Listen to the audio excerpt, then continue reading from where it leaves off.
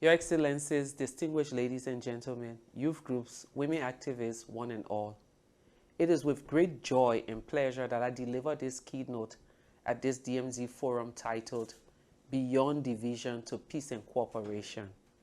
The theme of this gathering is a befitting title, especially in a world polarized and divided on many fronts. Religious, ethnic, racial, and ideological divisions continuously destroy our world's very fabric and are causing hardship and pain for many people around the globe.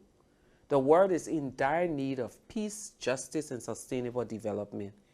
Every day, there are calls for cessation of aversions from Africa to Asia to Europe, from America to the Arab world. Women and children in all scenarios bear the greatest brunt of divisions and crises. For many years, I have dedicated my life to the fight for peace and gender equality.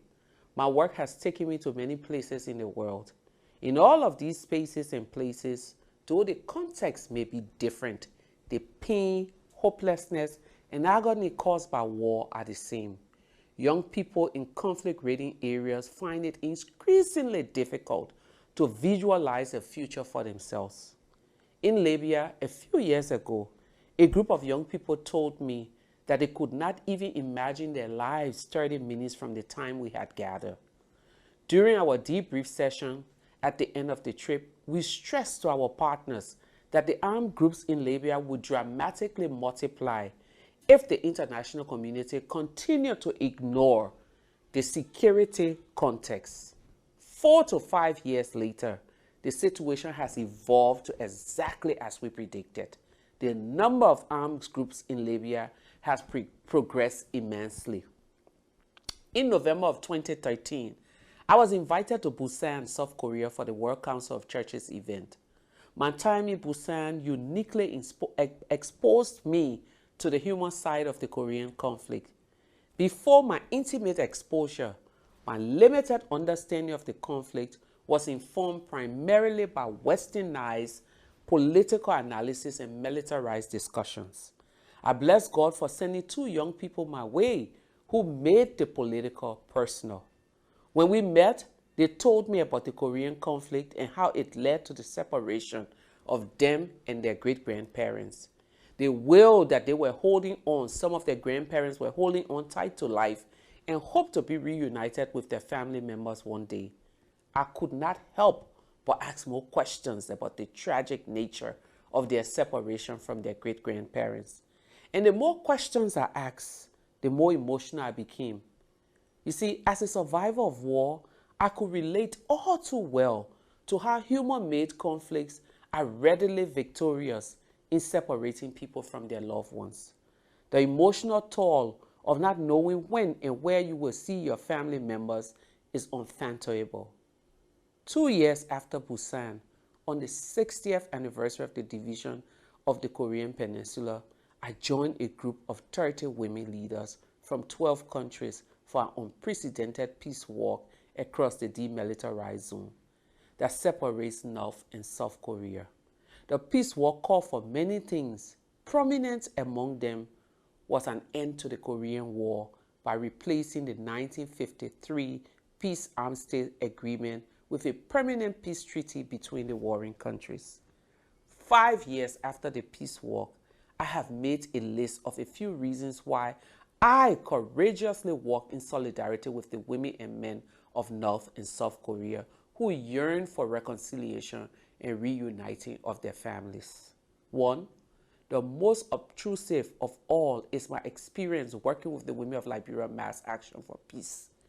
In 2003, a group of us Liberian women started a nonviolent protest, which greatly contributed to ending Liberia's 14-year civil war that killed 250,000 people, forced 500,000 out of their country, and made about 1 million internally displaced within the borders of Liberia. The Women of Liberia Peace Movement taught me that when women raise their voices, even in the darkest moments, dynamics tend to shift. The second reason is my admiration for the power of women's leadership in peace-building processes.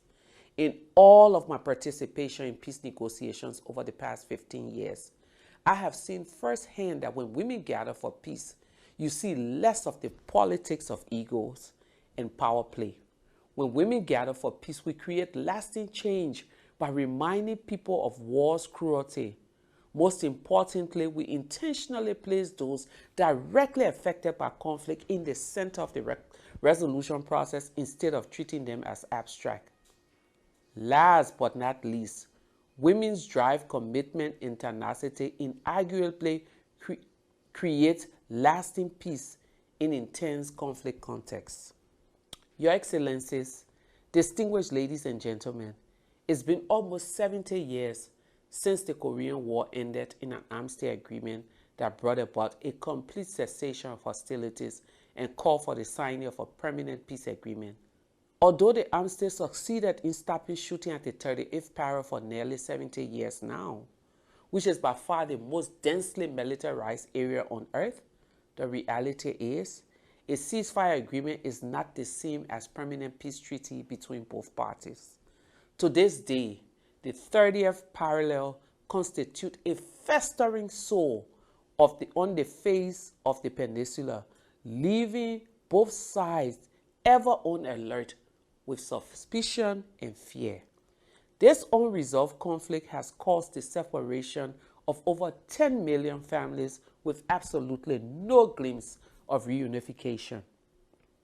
I have been told that the definition of insanity is doing the same thing repeatedly and expecting a different result. My own country, Liberia, for 14 years was a true definition of insanity in its quest for peace and stability.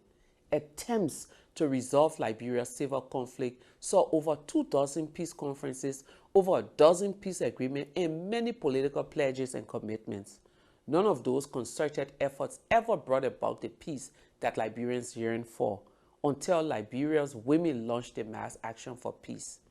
In my firmest belief, the campaign changed the trajectory of the peace process. It moved the conversation from barriers to cooperation. It redirected the theme from militarism to people and the impact the war placed on their livelihood. For years, the Korean War has been centered around not just the North and South, but also a hegemon of those who are overly invested in the politics and benefits of the war at the expense of the poor civilians. Your Excellencies, no nation on the face of this earth can fully embrace peace if the conversation is void of civilians, their daily realities and future, and is solely focused on weaponization and politics. Some may argue that this is a simplistic view to end one of the most protracted and polarized conflicts. Still, I say to them, political conversations alone can never break down barriers. Whilst it is true that politics is one of the elements in breaking down barriers, the involvement of people, their needs and aspirations should be at the center of every discussion surrounding peace. For over half a century, the Korean leaders on both sides, North and South, have failed to integrate the people's call to demolish the barrier. Your Excellency, distinguished ladies and gentlemen, for the Korean people to experience absolute peace and cooperation, permit me to kindly proffer the following recommendations. Engage in a Korean-only peace dialogue void of external parties. Administer the signing of a peace agreement that will officially end the Korean War. Engage in an inter-Korean cooperation through economic and cultural activities. Build trust and engage instead of isolation. Facilitate the reunion of divided families. In 2015, we made the journey to Pyongyang and to Seoul. The trip happened after months of planning and many conversations. I was glad to have formed a part of the group of women that made that historic trip. At the end, we walked the DMZ. We made it to South Korea amidst loud cheers and some boos, but it was worth it. The question one may ask, did we achieve peace? My answer is a resounding yes. You see, distinguished ladies and gentlemen, peace is not just about ending war. Peace is about the creation of conditions that dignifies all people. On our visit to both the North and South, we had the opportunity to sit, to listen to each other's stories. We had moments to embrace and to share meals. We spent days dignifying each other's humanity. We broke down barriers and gave hope to those who had lost all hope. To sum it all up, we moved beyond barriers and took a few steps closer to cooperation and peace. My prayer is that this will happen once and for all for the people of North and South Korea. I thank you.